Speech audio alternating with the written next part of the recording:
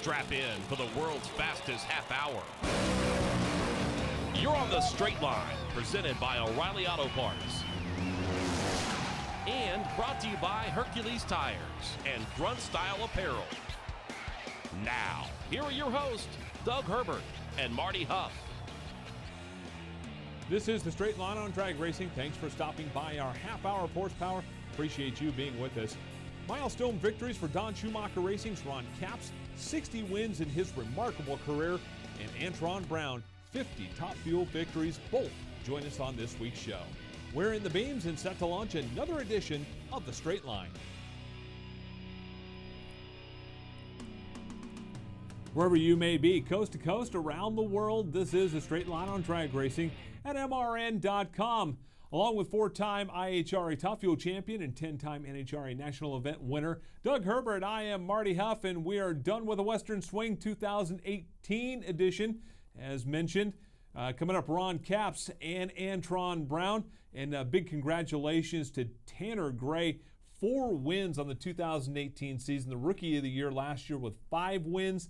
Yeah, you may be able to get away with a couple of wins here or there. You're in good equipment, whatever. Tanner Gray is the real deal. He may be the next coming of Pro Stock. Well, he's 20-something years old, so I would say with 9 wins already in a short career, he's definitely got a good shot at it. I think his family's very strong behind him. That race team that they put together is very good, and he's doing a good job driving. So, what do you say? The other guys in the Pro Stock class are 40, 50 years old, 40, 50 something, and then you've got this young guy that's 20-something years old. He's got a long history to go in this sport if that's what he chooses to do. So I'm pretty proud of him. I think he's doing a good job. Yeah, and as you mentioned, if that's what he chooses to do, because he's got a lot of options if he wanted to. I mean, he's been circle track racing. He's run dirt tracks. He's done a little bit of everything in his young life, and he's pretty good at just about anything that he puts his mind to. 9 in 12 in final rounds. I mean, usually if you're right around 50% in final rounds, that's about average. But he does real well when the pressure's on, and that's really impressive. It's very impressive. There's no doubt about it. And like I said, the Gray Motorsport team, based right out of a shop not far from our MRN studio here, they do, they're building the engines. They're doing all the stuff there. They're not buying stuff necessarily from, KB Racing like some of the other guys that are winning. I mean, they're doing their own deal. So that makes it all that much more impressive to me. Yeah, and to me too, because they're doing everything in shop and the driver's doing his job, and they've got a legitimate shot in winning the 2018. And the way the championship, countdown works, much like NASCAR or whatever, it comes down to those last few races. Right. Like whoever, you can win every race during the year, and you go out first round the last few races, you're done. It matters what you do in those last 4 races, like Brittany Force last year. She came into those last few races, and she did what had to be done. That won her the championship. We've seen the same thing with Robert Hyde a few years ago. We saw the same thing, as Schumacher's done it before. I mean, you have to get hot at those last races. Steve Torrance last year, I think he had the best car all year. Yeah. And then the last couple races, he had problem, and that cost him the championship. Though the last few races is really, I won't say all that matters, because your position starting does matter some. Sure. But how you do it those last 4 races, the person that wins the most of those last 4 or 5 races is most likely going to win the championship. They have every time over the past few years. So that's probably the way that it's going to go. Yep, and a pressure driver is going to do well in those pressure races. Drama in Pro Stock, real quick. During the weekend, I believe it was on Saturday, Chris McGahey called out the Elite Motorsports team and basically protested to NHRA about their team. Talk to us about how a protest works in NHRA. I've never been involved with one, to be honest with you, so that much I don't know. I do know basically how it happens. The team puts up the money, and if they lose if it's proven that they're not cheating, then the team gets the money. If they're proven that they are cheating, then I don't know. I think NHRA gets the money. I don't know who gets it then, but then the team also gets kicked out. So that's a pretty, you got to have a pretty strong indication of what's going on before you put that down, because guess what? You're out there racing with these guys every week. It right. gets very tense when you do stuff like this. All of a sudden, and I hate it, and I've had it happen with me before. Just getting in, starting line altercation. Your trailer gets vandalized. Things happen, and it might not even be from the other team. It might be from fans of the other team. So things happen when you do. When you make a protest or when you stick your foot down and you maybe even come out on TV and say something about another team. You better be ready to back it up. And if it's shown that it's not something that's true, oh boy, I don't envy Chris McGay's position right now because he probably doesn't have a lot of friends around in the pit area right now, which, you don't go to the races necessarily to make friends, but boy, it can make it a little bit difficult too. Yeah, and so it's going to be really interesting how that plays out for the rest of the year. But the Elite Motorsports team and Chris McGay, not on the best of terms right now. And heading into the playoffs, it's going to be really I think you have to pick what you protest. And maybe they were actually cheating on something else, but he protested them on this particular thing and was proven that he was wrong. So, you better be pretty careful. When you go pointing the finger, you better be pretty careful of what you're pointing the finger over. That's all there is. And maybe he had some information that told him otherwise, but at the end of the day, wasn't right. Yep, and so the $2,000 that ended up being put up went into the Elite Motorsports guys' pockets. When we come back, we will talk to the Top Fuel winner in Seattle. Antron Brown will join us next. Chris Crockett here with another member of our Toyota Racing family. Reggie, you've taken tailgating to new places. You've converted this school bus into a giant brisket smoker? Yeah, it's table stakes, Chris. Oh, you see that? That's my lookout tower, so I can see Kyle Busch taking the lead. Wow, what's the cage for? That's for the tailgaters. Oh yeah, that's a real alligator. NASCAR and Toyota Racing. With a family like this, who knows the places we'll go as things heat up this summer. Learn more at toyotaracing.com. Toyota, let's go places. NASCAR is a registered trademark of the National Association for Stock Car Auto Racing, Inc. Are you ready? To help children forget about their serious medical conditions so they can just be a kid. Then support Victory Junction, which is the dream of late race driver Adam Petty, who wanted to build a camp where children concentrate on fun and laughter, not illness or disability. At Victory Junction, kids enjoy ziplining, horseback riding, swimming, fishing, all in a medically safe environment, all at no cost to the camper. What do you say, Richard Petty? Let's do this. Learn more at victoryjunction.org. Calling all admirers of the King. For Richard Petty, the STP Pontiac. We have the place for you. Celebrate the life and career of NASCAR's all-time win leader, Richard Petty. The hat came about in the late 70s. From the legend behind the King's famous crown to thrills and spills that the Hall of Famer had over the years. Petty is sliding, slamming into the wall. It's Richard Petty's Road to Royalty, and it's available for free to download on iTunes and MRN.com right now. Welcome back to The Straight Line, brought to you by O'Reilly Auto Parts. Here's more with Marty Huff and Doug Herbert. Appreciate you being with us here on MRN.com this week. It is The Straight Line. And on the Racing Electronics hotline with us right now, the winner of his 50th Top Fuel race in his illustrious career, driver of the Matco Tools Top Fuel Dragster for Don Schumacher Racing. Antron Brown joins us. Antron, thanks so much for the time. We really appreciate it. Congratulations on this win, especially a milestone. Yes, it is. You know what, fellas, it just feels good just to be back in the saddle and just to be in that winner's circle again. The funny part is, it didn't feel like it was that long ago, but I couldn't believe it was almost a year. But when you go through the change that we went through on the off season, we knew we had our work cut out for us, but now we're back in that wheelhouse. Everything's coming together. And now I'm a firm believer that our Macro Tools U.S. Army Toyota car, that we can compete with anybody out there now. So I got a lot of confidence now, and it's at the right time going into the countdown. Hey, Antron, generally we talk to you like on a pretty regular basis. Like I'm pretty sure we're on your speed dial on your phone. And I'm like, what the heck? We haven't talked to you in a year. That is not like Antron Brown here. But like you said, you had some changes over the off season. Mark Oswald appears like obviously there's plenty of a deep bench over there at DSR, and you got that thing back on track. Absolutely. Hey, Doug, I had you in my favorites, man. You're still in Okay, good. Yes, I thought so. I was hoping. Well, the craziest part of it is, to be honest with you, is that, when Bryant left our team last year, Bryant left our team, and then Mark took over with Brad, and Brad moved up to being the crew chief. And when all that stuff happened, we still have our same nucleus of a team, but we moved people up. Like our cylinder head guy became our assistant crew chief, like our car chief guy. And then a couple other guys moved. We brought 2 new guys in. Well, what people don't realize is that everybody had to get comfortable and used to their new position. It was a lot of change there. But then on top of that, we had some parts failures in the beginning of the year that set us back, that we had to figure out and get that stuff worked out where, so our car wouldn't blow up and tear up stuff. Then we implemented 3 new clutch discs in our program. We ran out of one disc, put one in, and ran out another one, put another one in, and so forth. And then we changed our engine combination, 3 different parts of our engine to a whole new engine combination. So that was a whole nother learning curve. So once we got comfortable with one thing, we moved to another thing, then to another thing, and now we're solid. Everything's done in that aspect where we're just refining it, and it is a better combination. Car doesn't tear up parts.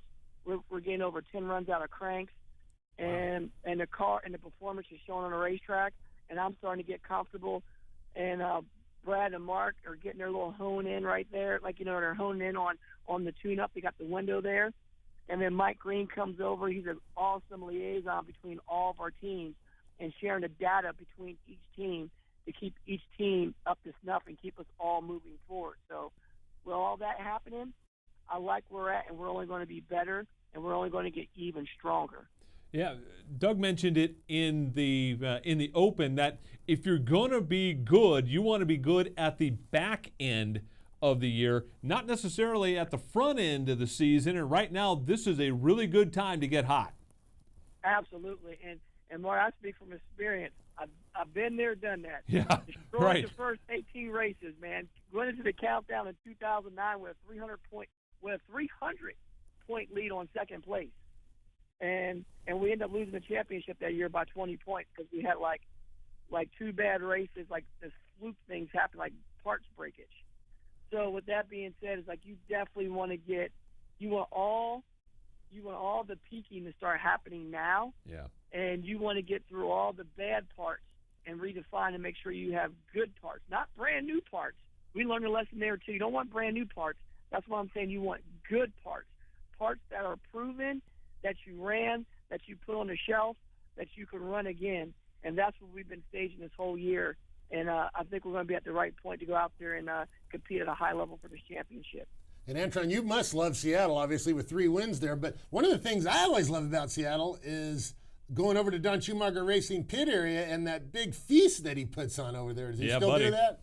Oh, man, yeah, he did, man. And you know what? I think the crab legs is what gave me the juice for Sunday.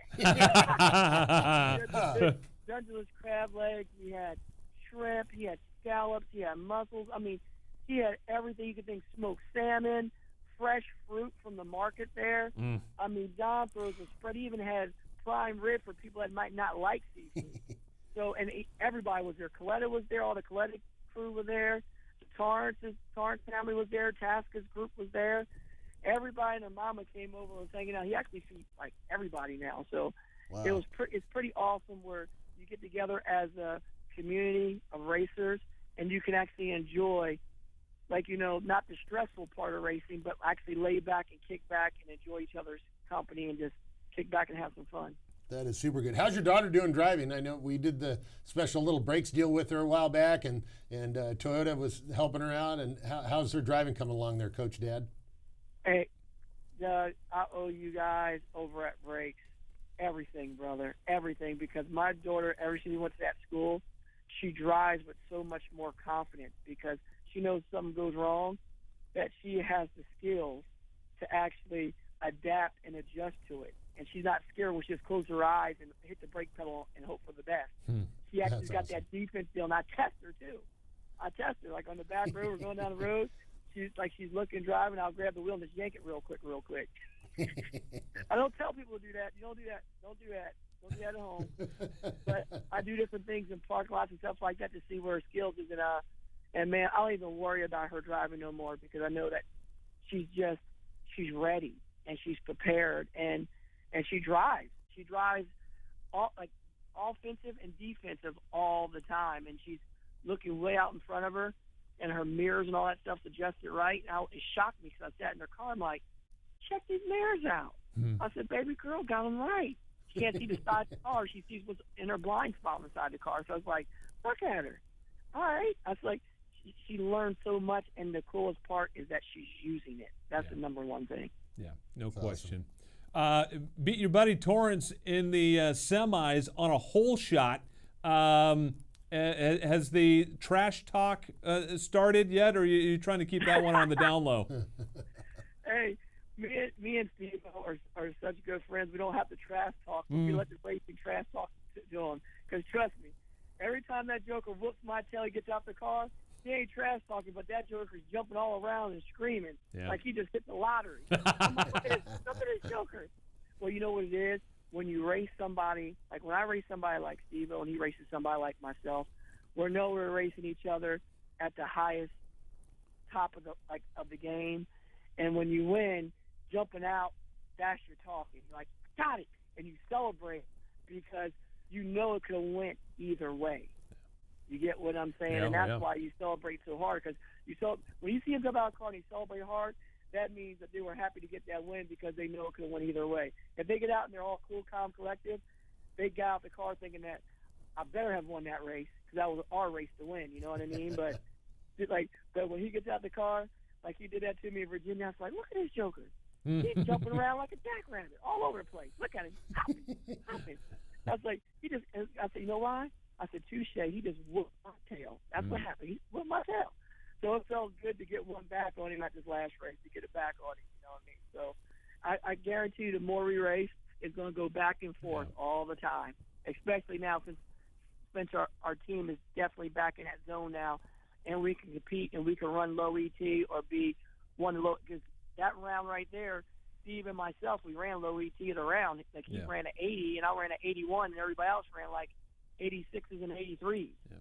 So that just shows you that, like, you know, we're back at that level again to compete. So I'm just so stoked, man. I'm ready to race. I wish we could race right now. It sounds like it. Antron Brown, congratulations. We sure appreciate you calling in and joining us, and great job for contributing to Don Schumacher Double Up there at Seattle. Thanks for all your help with brakes, and we'll look forward to hearing from you again here on the Straight Line. Oh, Doug, I appreciate it. Hopefully I can get to talk to you and Marty a lot sooner than later. Trust me, I missed this show. Thank you, buddy. We'll book it. Thanks, Antron. Appreciate it. All right, y'all take care, fellas. Driver of the Matco Tools Top Fuel Dragster for Don Schumacher Racing. His 50th Top Fuel win, 67 overall for Antron Brown. Just an amazing accomplishment. Speaking of accomplishments, number 60 in Nitro, Ron Capps joins us next. Things happen fast in racing, and if you don't know where to look, you can miss it all. With Legend from Racing Electronics, you'll never miss another moment. Legend gives you live fan vision video, in-car cameras, and stats at premier National Series events, and the next generation race scanner for unfiltered driver and crew audio at any motorsports event nationwide. Race fans have never been closer to the action. Welcome to the future of the fan experience. Learn more by visiting racingelectronics.com. Whatever you drive, wherever you go, Hercules Tires will get you there, whether you're running on dirt or running a job. Our dependable, high-quality tires are the perfect fit for your needs. For unmatched value, selection, and warranty with industry-leading road hazard protection, there's only one choice, Hercules Tires. To learn more, visit HerculesTire.com or call 800-677-9535. Hercules Tires, right on our strength. The 1993 Cup Series season had more than its fair share of twists and turns. Checkered flags waving. I look in my mirror, and here's Earnhardt right on my tail, and he goes down low to pass me. And I said, oh, no, you don't. As Wallace spins, Wallace's car goes on its nose. Here's stories that you've never heard before in a 10-part series called The 1993 Season, 25 years later. And Davey was behind me, and we came off the corner, and there's a guy standing in the middle of the racetrack. You can download it for free on iTunes and at MRN.com right now. You're listening to The Straight Line, brought to you by O'Reilly Auto Parts. Now back to Marty Huff and Doug Herbert. Big thanks to Antron Brown for joining us on this week's Straight Line. And joining us right now on the Racing Electronics Hotline is the winner of his 60th Fuel Victory 59 in Funny Car, and he did it up at Seattle where he got his first win. Ron Capps joins us. Ron, thanks so much for your time. We really appreciate it. Congratulations again on another milestone victory. Thanks, man. As always, it's good to talk to you guys. Usually that means we usually did something pretty good. Well, you got, Ron, you got Seattle figured out pretty good with 4 times winning. And I remember back in '94 winning out there with Roger Prince's car. So you've got something. It's like putting on an old set of shoes, I guess, huh? Yeah, the rookie year I won there in Top Fuel, it was just it was a weird weekend because I got invited to go to the media conference, the pre-race press event they had at the Stratosphere back then, and I was nobody. I drove an unsponsored car. I was just an up-and-comer. I was a rookie, and it just sort of set the bar, I guess, for the weekend, because the next thing you know, we qualified pretty good for being rookies and no sponsor, and then there we were, round by round, beat some of the biggest names, and then Tuesday, it rained a little Sunday, then it rained on Monday. We got one round in, then I raced Kenny Bernstein, then it rained, and we ran the final on Tuesday. So, I guess it was meant to be.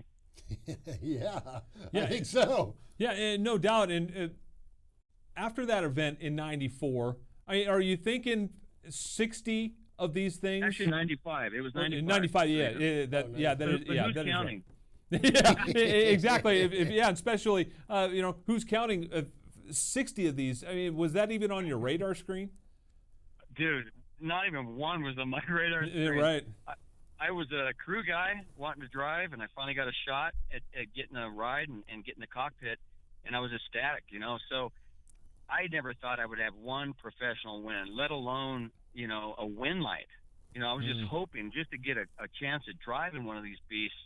I grew up idolizing. So, and like I said on TV the other day, just getting the day they told me I tied Don Garlitz it blew my mind. Yeah. And then the next race, it was you surpassed Don Garlitz. The next one was Dom Prudhomme, one of my heroes that I drove for 9 years for. When I tied and then broke his record, I almost felt bad, like I wanted to stop and give it back. I just didn't feel sort of worthy at the time, and every time these accolades keep piling up, it's crazy to think that number is 60 that I've won. Hey, Caps, Ron Tobler, he's kind of known for his steady Eddie approach. He goes in there and he can swing for the fence when he needs to, but he kind of, he's methodical, I think, I guess is my best way to, portray what I'm thinking.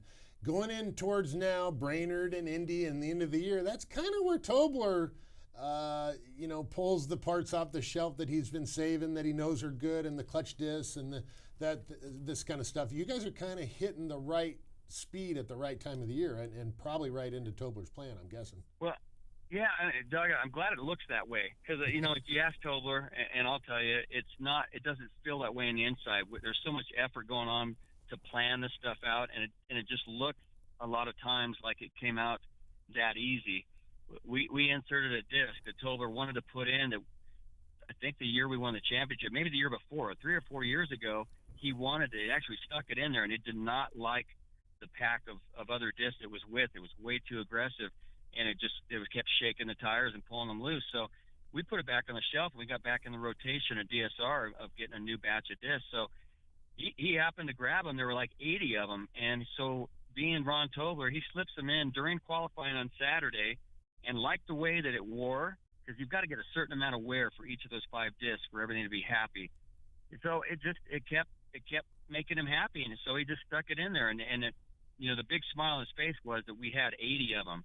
So that means we can go through the countdown, and that's a big deal. I mean, like you said, he's not we can hit those home runs once in a while, but him and I just feel like we can go up there and we can go single, double, triple once in a while when we need to, and run it and just bring runs in, if you know what I mean. Yep. You mentioned qualifying, and this year it seems like qualifying absolutely does not matter to you guys, except for getting in. Obviously, you got to get into the show to get into Sunday. But after that, it just seems like whatever you guys are working on is only for Sunday, and it seemed like Seattle was the same thing. Ninth qualifier, weren't setting the town on fire, but then all of a sudden you get to Sunday and you guys are the quickest car by a couple hun. Well, again, I'm glad it looked that way on the outside, because it is when you stand back at the end of the weekend and you look at it. But when you're inside the ropes and in our trailer and you're around it, like I get to see him and Dustin approach every day and every run, it's not that easy. Even though Tolbert sure makes it look that way at times. But we didn't qualify good on that Friday night run. That was the run that we needed to throw down, and we didn't. We went 4 flat or whatever it was, or whatever. So we were ninth. We knew we weren't going to move up Saturday, but Tolbert was like, hey, let's do what we did in Sonoma, and let's steal some points on qualifying. Let's show them that we're going to be the quickest on Sunday. So we weren't exactly the quickest, but we were one of them every session Saturday in the heat. And that's just sort of what we did the last few years, where we really put the pressure on our opponents. But I got to tell you, that first round against Limburg, no lane choice. Your 8th and 9th pair, so you're the last, the 8th and 9th qualifier, so you're the last pair. You don't get to pick. So you're obviously way in the back. We've had to watch everybody else run. Everybody's picked the right lane. And you're starting to wonder, this is going to be where the qualifying really bites us, where I'm going to have to tell my PR person in my press release after we lose first round that we didn't qualify good. And that's the reason we got up against a car that was better, But what does Tolbert do? No lane choice. The lane that nobody has run good in, Top Fuel or Funny Car, and he runs 398. Yeah. And I was in awe as much as the fans and the viewers at home were, because they came on the radio and told me 398, and I about fell out of my seatbelts in there. It was, just a typical. I shook my head at the car like, there you go. That's Ron Tolbert for you. Yeah, no doubt. You mentioned Johnny Lindbergh and winning that first round. Afterwards said that you were not particularly happy with team owner Jim Head. Would you like to expand upon that, or what was the situation with Jim Head and you going into the second round? Well, I'm trying to let that all go. Sorry. No, I just, I'm an emotional guy when I race. I race with a lot of passion, and it's, I represent a lot of people up there. And Jim came up and had a conversation with me the very pair before we were to put my helmet on. We have a certain pair we look at ahead of us where I start getting suited up, and my guys put me in the car. And it was a pretty heavy-duty conversation, pretty heavy on a lot of topics that just a conversation should have happened Friday or Saturday. And he's had it with me in the past, and he's a passionate guy, and you won't ever hear me say a bad thing about the dude. I love Jim Head. I love hanging out with him. It was a very inappropriate time to have that conversation. And, then I get buckled in the car, and then I'm starting to get more and more mad because I'm wondering if he did it on purpose, or what was he thinking to have that conversation with me, knowing he's a past driver. And Sunday mornings, Doug will tell you, any race car driver will tell you, I don't care if you're a bracket racer or not. Yeah, there can be gamesmanship and people trying to psych each other out. This wasn't anything like that. This was just a conversation about the well-being of somebody else in our sport, and it didn't need to happen before I raced his car. And it was a big matchup. He's out of the top 10. He's close to getting in. We're trying to get back to the points lead, and it's just it weighed heavy on my mind. It didn't affect my driving. I know how to go up there and look at. I've driven for 23 years and won a lot of rounds, and I pride myself on not making mistakes. So it didn't affect me in fact, it probably motivated me more, but I just, it really weighed on me emotionally. And when the run was over, I just, my guys couldn't believe the conversation he was having with me and before that run. So anyway, I'm hoping to talk to Jim when we get to Brainerd. I don't know if he even, you got to understand Jim Head, and Doug Herbert does. He's a little eccentric at times, and I'm not so sure he did that on purpose. I think he was just having that conversation because he thought it was okay to have. And anyway, we'll just leave it at that, I guess. Yeah. And I've had a couple of conversations with Jim Head, that get a little bit tense, and then a couple weeks later, he gives you a hug and everything's fine. But you're right, you get wound up, and I'm like you, right? We get wound up, and then you get caught in that moment. Hey, I'll have those with him over a beer on a Friday night after qualifying or after Saturday, and I have. I love the guy, and I just Sunday morning before you put your helmet on, it was just bizarre. It was just really, really bizarre. That's all I'll say. So, we'll just go on, I guess. So real quick, and we've talked about this on this program more than once. Headed to Brainerd, that's the next event, as you mentioned. Have you talked to your twin yet? And will he make another appearance? Will he be making another appearance here on Friday or Saturday down in the zoo? Well, my evil twin, this could be a little scarier because I just talked to the track owners, and they have these condos that they have right in the staging lanes. Pretty awesome condos. They're 2-bedroom. Fans could even get them, if they're available. But the track owner called and offered one up to me and my wife and my son. I'm bringing out there. So I've always said if it would be scary if I stayed anywhere near the track and I didn't have a reason to leave and get out of the zoo, which I've always had a reason to say, hey, I got to get to bed. I need to get my, a ride back to my hotel and get to bed and get some sleep for tomorrow. So this is going to be fun, and it's going to be interesting. I know, same thing with Doug. We've had a lot of weekends in the past where I've been in the winter circle and been out in the zoo having a lot of fun with our fans, and it's just been part of the whole weekend and ended up in the winter circle. So we'll see. I always look forward to the Brainerd race. It is like the Talladega for the NASCAR fans. It's like Mardi Gras for anybody else. It's a lot of fun and a great racetrack and a lot of fun on top of the racing that's going on. So I'll have to report back to you guys. All right, Cap, sometimes you don't have a choice. I've been in the zoo campground before, and the National Guard comes in at night and says, hey, you guys need to leave. So sometimes you might have a choice, sometimes you don't. Listen, it is bizarre. You guys know, and everybody listening knows, you go to Vegas and you go out and you have dinner and you go out with some people and you just have some fun. Nothing crazy. And you look at your watch, and it might be 10 o'clock. You glance back at your watch, you think about a half an hour later, and all of a sudden it's 3 a.m. Yeah. And that is what the zoo will do to you. You're out, and you're just enjoying hanging out with the fans. And the next thing you know, you look at your watch, and it's like midnight, and you go, uh-oh, time to get back to the motorhome. So anyway, I look for it. I circle it every year. It's one of my favorites, so I can't wait. Well, Ron, congratulations on that 60th win out there at Seattle. Great win, great performance. Really proud of what you guys have going on, and you're picking up the speed at the right time. So great job, and good luck at Brainerd. Thanks, man. Thanks for having me, guys. I always appreciate it.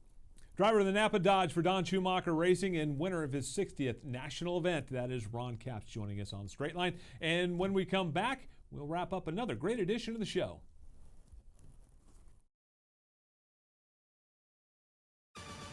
NASCAR Today Midday is your NASCAR source on and off the racetrack throughout the week. It's so peaceful to get out in nature and just sit in the woods and watch the deer and birds. Typically on our runs, there's a lot of conversation for 25 or 30 minutes, and then it gets quiet because you're sucking wind. But on the bike, especially at the racetrack and stuff, they're pretty easy rides. Keep up with your favorite NASCAR stars each weekday on NASCAR Today Midday here on the Motor Racing Network, the voice of NASCAR. Things happen fast in racing, and if you don't know where to look, you can miss it all. With Legend from Racing Electronics, you'll never miss another moment. Legend gives you live fan vision video, in-car cameras, and stats at NASCAR and other Premier Series events. And the next generation race scanner for unfiltered driver and crew audio at any motorsports event nationwide. NASCAR fans have never been closer to the action. Welcome to the future of the fan experience. Learn more by visiting racingelectronics.com. All the dirt, winged excitement, and closest racing in America is featured each week on MRN's Winged Nation. Steve Post and our team of dirt racing experts bring you a trackside perspective on the heroes and personalities of sprint car racing. From Pennsylvania to California, the Midwest, Florida, and of course, Knoxville. Tune in to MRN's Winged Nation, presented by Sage Fruit, each Saturday on MAV TV. And MRN's Winged Nation, presented by Hercules Tires. Live Tuesdays at noon Eastern and on demand at MRN.com. You're staged and ready for another run on the Straight Line. Brought to you by O'Reilly Auto Parts. Here's Doug and Marty. Big thanks to Antron Brown and Ron Capps for joining us on this week's Straight Line, and also big thanks to Racing Electronics. For 30 years, Racing Electronics has been the #1 choice for racing scanners, headphones, and the popular Fan Vision handheld unit. Check out all the great products online at racingelectronics.com. and it is that time of the program for Red Light, Green Light, brought to you by O'Reilly Auto Parts. And this week, definitely a red light for Tim Wilkerson. I hate it for him. Comes up, he's in the semifinals against Ron Capps in a really good car, been running well all weekend long, and then all of a sudden he gets to the starting line, pukes oil all over the starting line, gets shut off so he doesn't have a chance to even run in the semifinals, then gets an oil down penalty because of it, and the loss of points takes him out of the top 10. I mean, that could be the difference between him making the playoffs and not. I hate it for Tim Wilkerson, one of the great guys, but that was just a tough moment. Well, it's definitely a tough deal for Tim's team, and then to take advantage of it, Bob Tasca jumps in there, jumps into the top 10, so Tasca's looking at it like a blessing, and Wilkerson's looking at it like a curse. So, it's that sword cuts both directions. Yeah. It's hard to say, but you go to the starting line. There's no mistakes allowed in drag racing. There's no lucky dog. There's none of that stuff. You come to the starting line, you better be ready, and if you're not, you go home. And maybe even worse, Tim Wilkerson, you get shut off the starting line and you get points taken away because you put oil on the track. So it's very, very tough situation. Yeah, and you mentioned Bob Tasca. He's coming to Breaks this weekend. Yeah, we're happy. Bob Tasca is bringing his son to Breaks over here this weekend up here at ZMAX Dragway. So we're looking forward to seeing Bob and his family. Yeah. Great show. A great big thanks to Antron Brown for joining us. 50 Top Fuel wins for him. Ron Capps, 60 wins for him in total. Congratulations to both of those drivers, and a big thanks to everybody for joining us this week on the Straight Line. So for Doug, I am Marty. We will talk to you next week where we will be talking Brainerd and the Zoo, and we'll do it right here on MRN.com in the Straight Line.